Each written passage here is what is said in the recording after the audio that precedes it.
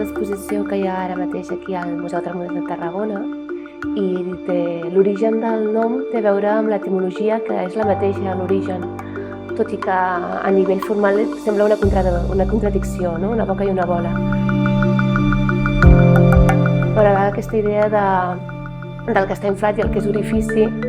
i aquesta contradicció aparent entre certs materials, formes, i el que està dins i el que està fora.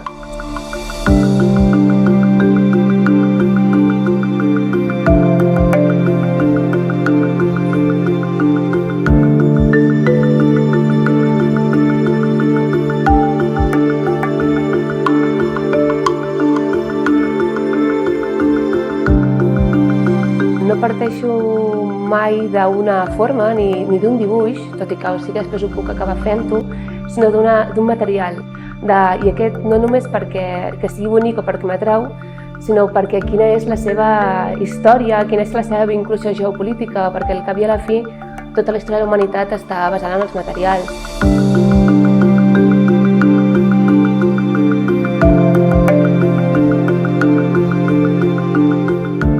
La idea del paisatge era molt present en aquesta exposició i era el paisatge la idea del Camp de Tarragona, quelcom que sent de Reus, i també conèixer la zona, era molt present, de replantejar-se què és el paisatge perquè no deixa de ser una idea